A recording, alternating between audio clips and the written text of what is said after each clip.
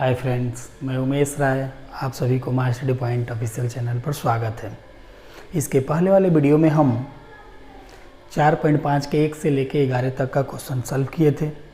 Trick wise formula भी जानते थे। फार्मूला के हिसाब से कई विद्यार्थियों का कमेंट है कि कहीं फार्मूला वाइज यदि आप ट्रिक वाइज बना रहे हैं तो नंबर नहीं आएगा बोर्ड में। ऐसी कोई बातें नहीं है, क्योंकि वो कह रहा है इन्वर्स ज्ञात कीजिए, एडजॉइंट ज्ञात कीजिए।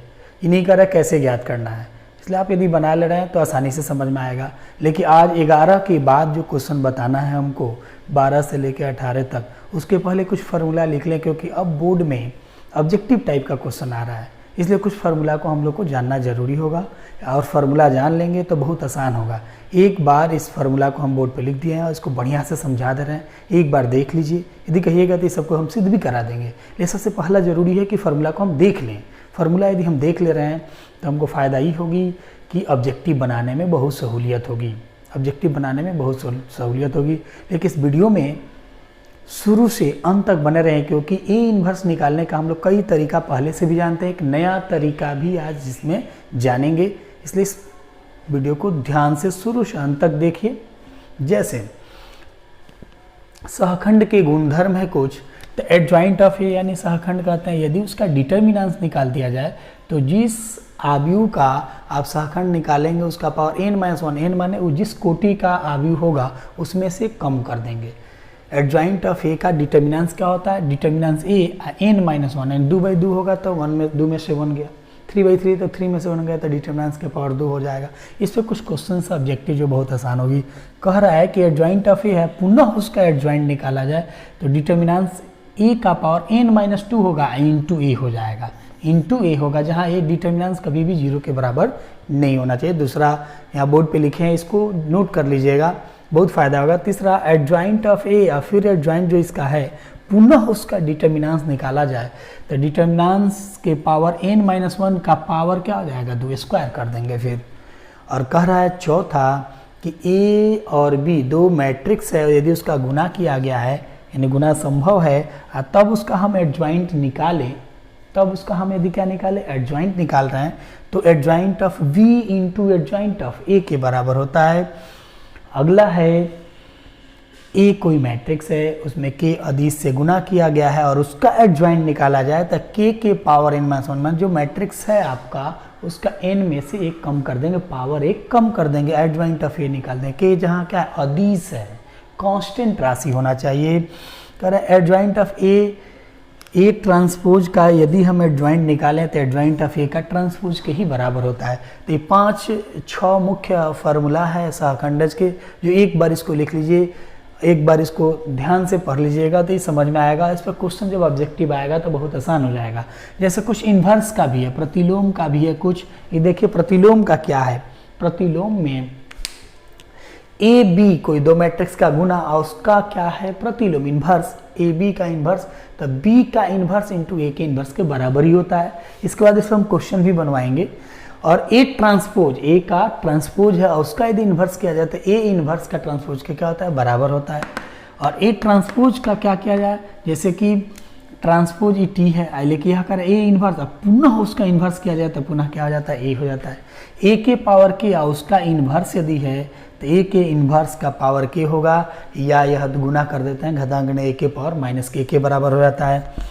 फिर कह रहा है कि ए इन्वर्स जो है उसका यदि हम डिटर्मिनेंस निकालें तो डिटर्मिनेंस ए का इन्वर्स के बराबर होता है, या इसी चीज़ को हम डिटर्मिनेंस का पावर या -1 इन्वर्स जो कहते हैं, तो हम लोग घातांक करने में पढ़े हैं, इसके लिए 1 बटा डिटर्मिनेंस ए के ही बराबर होता है।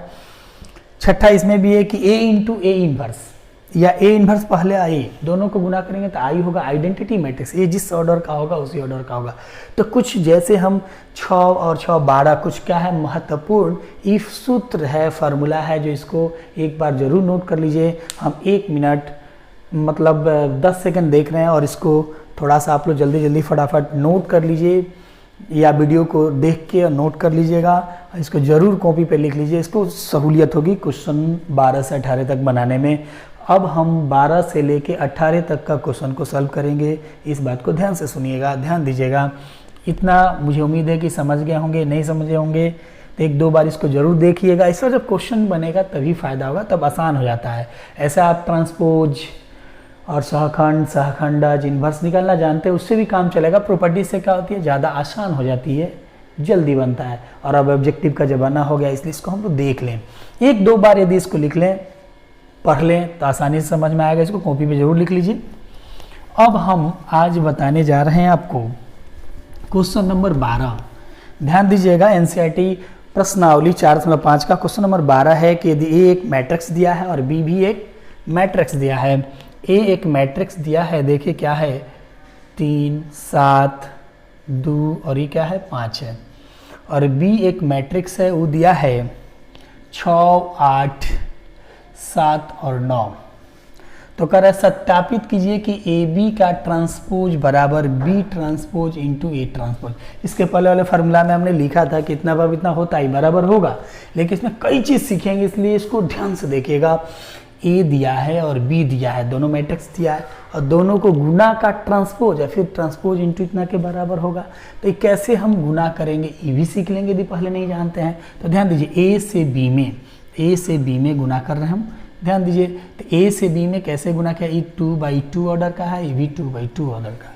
तो अब बताइए कि इसका स्तंभ और इसका पंक्ति समान है तो गुना होगा, और गुणनफल पहले के पंक्ति और स्तंभ यानी मैट्रिक्स में यह पढ़ चुके हैं, इसको आसानी से हम देख लिए, समझ गए हैं कि इसका स्तंभ और इसका पंक्ति बराबर हो तो गुना होगा, और पहले के पंक्ति और दूसरे का स्तंभ के बराबर ही गुणनफल होता है, उसी ऑर्डर का होता है। अब गुना कैसे करते हैं यहाँ हम दिखा रहे हैं, आप ध्यान दीजिए। 3 7 और 2 5 है, और क्या है बाबू 6 8 7 और 9 है। तो देखिए पहला पंक्ति से पहला स्तंभ में गुना करते हैं, यानी 3 से 6 में करेंगे तो 3 6 18 प्लस इस दूसरा 7 7 49। तो 49 18 कितना हो गया जी 50 10 67। फिर इसी पंक्ति से दूसरा स्तंभ, तो 3 9 8 24 और 7 9 63। तो ये क्या हो गया 7 और 6 8 87 हो गया, समझ गए होंगे। उसके बाद अब देखिए 2 5 से तो 2 6 के 12 और 5 7 35, तो 35 12 47 हो गया। और 2 8 16 और 5 45, तो 11 4 1 5 1 6 6 5 11 1 और 4 1 5 1 6 61। 2 8 16 और 5 45, तो यानी यह क्या हो गया हम लोग का दो मैट्रिक्स का गुना हो गया। लेकिन अब हमको निकालना क्या है, ध्यान दीजिए कि ए बी का इन्वर्स और B inverse into A inverse के बराबर। तो ध्यान दीजिएगा ये क्या होगा, अभी हम इसके पहले बताए थे, जैसे इसका LHS है और इसका RHS दोनों क्या होना चाहिए, बराबर होना चाहिए। तो LHS कैसे निकालेंगे, इसका इन्वर्स निकालना है। तो यहाँ हम इधर लिख रहे हैं क्योंकि इधर नीचे दिक्कत होगी। तो ए बी इन्वर्स, तो 1 डिटर्मिनेंट से भी एडजॉइंट ऑफ क्या हो गया ए बी का एडजॉइंट निकालते हैं तो इन्वर्स निकल जाता है, पहले से हम जानते हैं।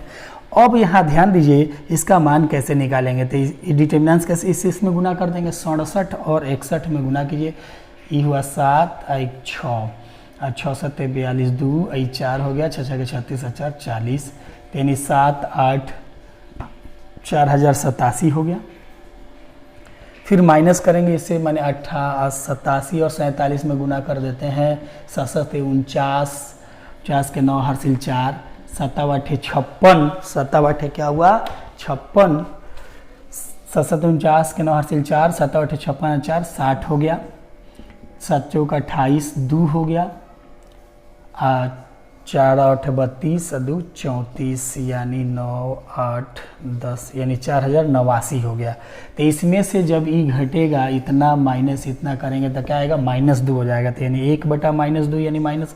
एडजॉइंट इसका कैसे निकालता है आपको बताए थे, मुख्य विकर्ण का स्थान बदल देंगे। 67 61 तो 61 वहाँ हो जाएगा, 67 यहाँ हो जाएगा, इसका चिन्ह बदल देंगे -87 और ये क्या होगा -47। यही इसका हो गया। तो इसका LHS इतना आ गया यानी -1/2 और ये क्या हो गया बाबू 61 -87 47 और ये क्या होगा 67। समझ गए होंगे आप आसानी से। अब हमको RHS लाना है कि B इन्वर्स और A इन्वर्स निकालना है। तो शायद यही बात समझ गए हो, तो यहाँ यहीं पे हम बता दे रहे हैं B इन्वर्स और A इन्वर्स में क्या करना है, गुना करना था। B इन्वर्स मीन्स 1/डिटर्मिनेंट्स B एडजॉइंट ऑफ B हो जाएगा। 1/डिटर्मिनेंट्स B यानी 9 6 54 7 8 56, तो फिर -2 हुआ। और एडजॉइंट ऑफ B मतलब इसको चेंज कर दीजिए, 9 और ये हो जाएगा 6, ये -8 होगा और -7 होगा। समझ में आ गया? इसको चेंज किया और दूसरा का चिन्ह बदल दिया। फिर कह रहा है कि ए इन्वर्स, तो ए इन्वर्स कैसे निकालते हैं? 1 बटा डिटर्मिनेंस 5 थी यहीं, 15 या 7 दूनी 14, 15 - 14 तो 1 ही होगा, इससे कोई अंतर नहीं है, यानी 1/1 1 हो गया। इसका चेंज कर देंगे, ये 5 और 3 हो गया बाबू, इस -7 और ये क्या हो जाएगा -2। अभी दोनों को RHS में क्या करना है फिर? B inverse into A inverse, तो B इन्वर्स यानी 1 यानी -1/2 हो गया। B इन्वर्स यानी यह जो है 9 -8 -7 और 6, A इन्वर्स क्या है बाबू? तो 5 -7 -2 और 3 हो गया। अब देखिए इसको हम गुना कर देंगे, देखिए कैसे होगा। 9 × 5 = 45 माइनस प्लस सूर्य 1 और 5 × 6 61, यानी यह 61 हो गया। फिर इससे इसमें जब हम गुना करेंगे तो -87 हो गया, इससे इसमें करेंगे तो -47 होगा, और इससे इसमें दूसरा पंक्ति से इसमें जब हम गुना कर देंगे तो क्या होगा? 67 हो जाएगा। और देखिए यह LHS और ये क्या है? RHS, दोनों बराबर हो गया। तो क्वेश्चन नंबर क्या हो गया? 12। इसको भी नोट कर लीजिए, एक बार बना लीजिएगा, बढ़िया समझ लीजिए, मुझे उम्मीद है कि समझ में आ गया होगा। अब हम बताने जा रहे हैं क्वेश्चन नंबर 13, 12 समझ में आ गया होगा। अब 13 नंबर बता रहे हैं, 13 बता देंगे तो ये पूरा क्वेश्चन क्या हो जाएगा? 14, 15, 16 इसी पर आधारित है, ऑब्जेक्टिव ये भी बताएंगे। तो 13 बताने जा रहे हैं, ध्यान दीजिएगा।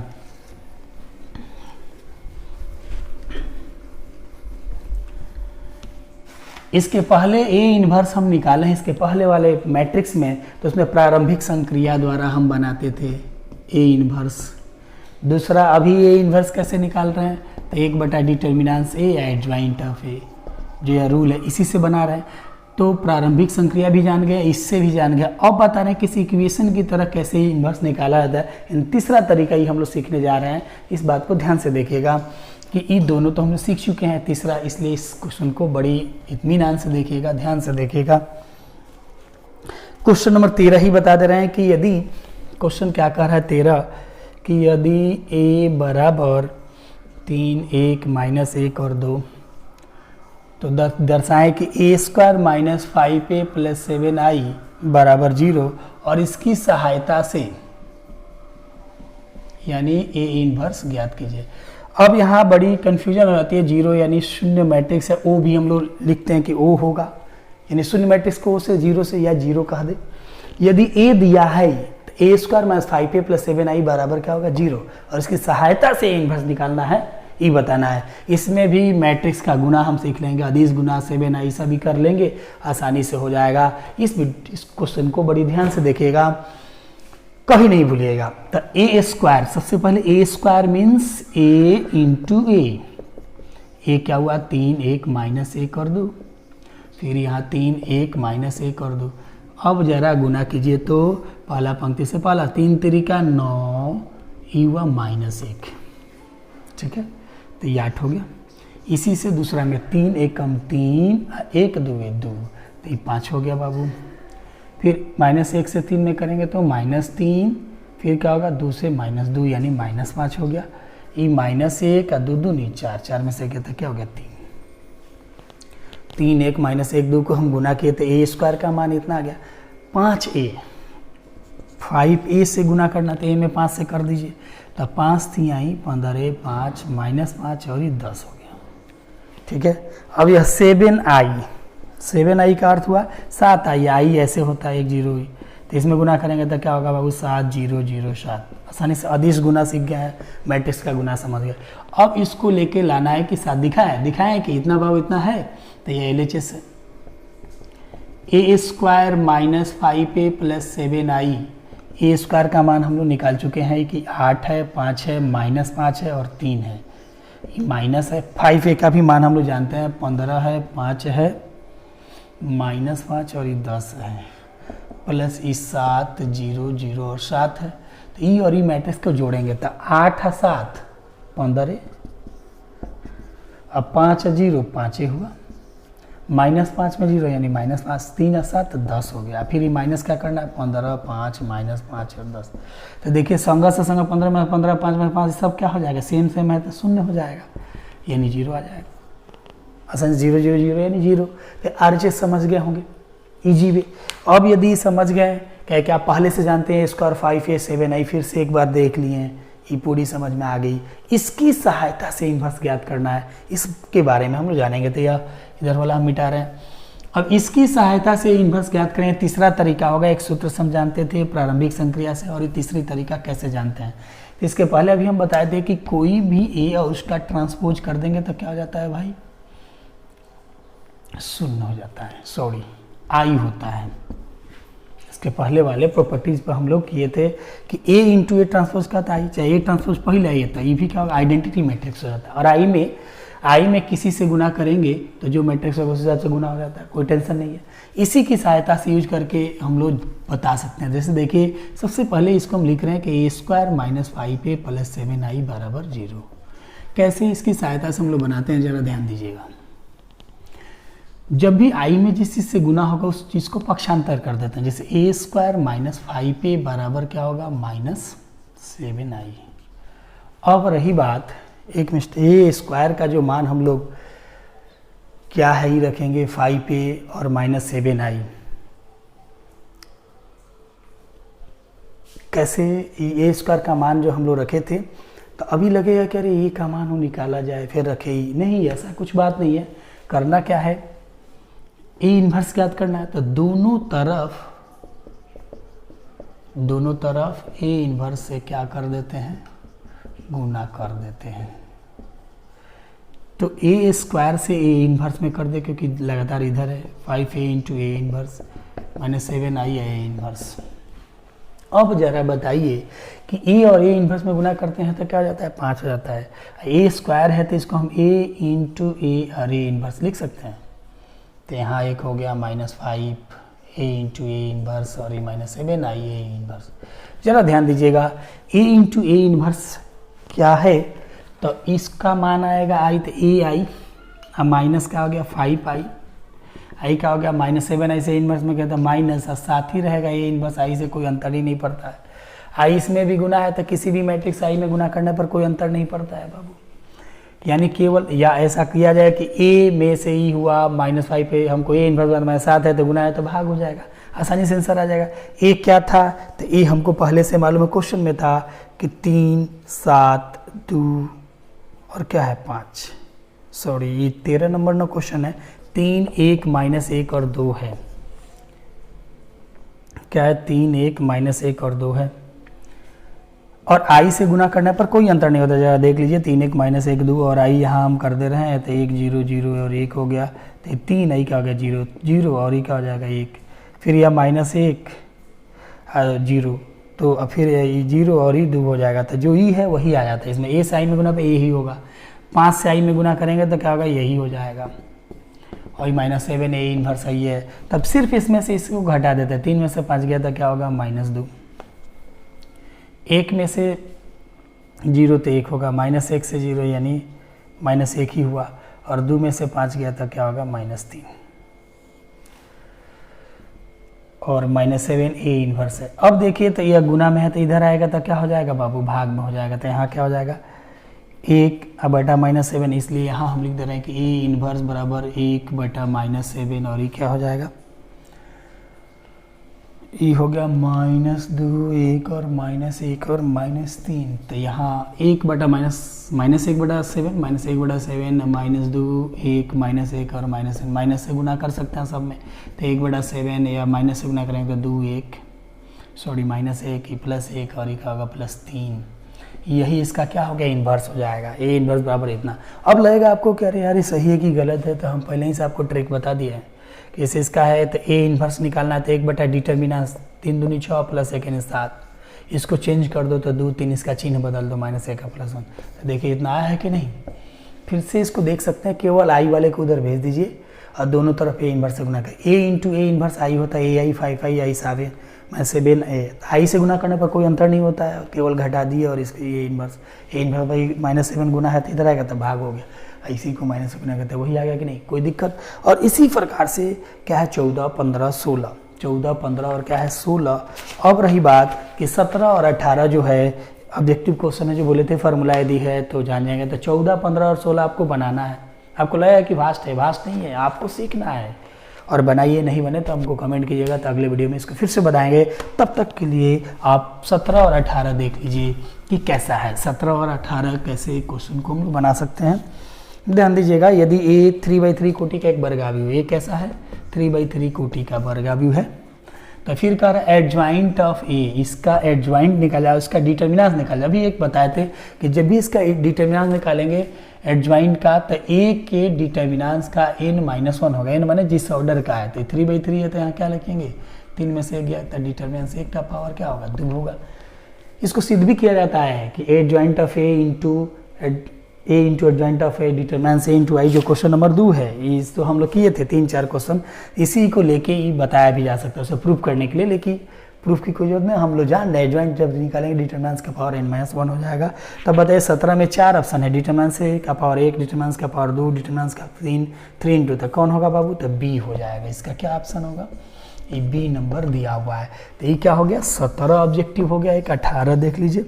ए कोटि के 2 व्युत्क्रमणीय आव्यूह है, फिर से देखिए dt ए इनवर्स है, डिटर्मिनेंट्स ए इनवर्स, तो वहाँ लिखाए थे आपको याद होगा कि ए ऐसे लिखा देते हैं डिटर्मिनेंट्स का पावर -1, या उसको इसी को लिखे थे माइनस के लिए 1 बटा डिटर्मिनेंट्स ए लिखे थे, तो डिटर्मिनेंट्स ए इस तरह लिखे चाहे dt लिखते हैं। तो जब इस तरह की बात है कि dt ए इनवर्स, तो इसका अर्थ हुआ कि डिटर्मिनेंट्स क्या, तो ए का पावर क्या हो जाएगा भाई, तो -1 होगा, या -1 के लिए तो 1 बटा ऐसे भी हम लिख सकते हैं कि नहीं, डिटर्मिनेंट से 1 बटे डिटर्मिनेंट हो जाएगा आसानी से, इसका पावर -1 होता है, तो आसानी से ऐसे हो जाएगा। तो ये बताइए कि डिटर्मिनेंट ए इनवर्स तो उसका पावर -1 होता है, तो 1 बटा डिटर्मिनेंट, तो यानी इसका भी क्या होगा बी ऑप्शन हो जाएगा, या बी में दिया है। तो 17 का भी 18 का भी, 12 और 13 हम बताए हैं, कुछ फार्मूला बताए हैं, सूत्र जो जिसको देखना है, 14, 15 और 16 आपको बनाना है, 12, 13 हमने बताया है, 14, 15, 16 बनाना है, 17, 18 ऑब्जेक्टिव है, जो फार्मूला बेस्ड है। मुझे उम्मीद है कि ये बहुत आसान होगा। इसके बाद वाला वीडियो और इम्पोर्टेंट है सारणिकों और आव्यूह के अनुप्रयोग पर, तो इसको एकदम देखना मत भूलिए, और इसको एकदम आसान तरीका से, इजी वे तरीका, जैसे आप 4.5 पढ़े हैं ठीक उसी प्रकार से 4.6 भी आप लोग को क्या करेंगे हम बताएंगे, और उसके वजह से 4.6 तो लगभग मुझे डिटर्मिनेंट समाप्त हो जाएगा। और मुझे उम्मीद है कि डिटर्मिनेंट बहुत अच्छा तरह से समझ में आए, क्योंकि वीडियो हम बना रहे हैं, यदि आपको थोड़ा सा भी फ़ायदा लगे तो ज़रूर लाइक कीजिए, शेयर कीजिए, सब्सक्राइब कीजिए यदि नए हैं तो। धन्यवाद, थैंक यू।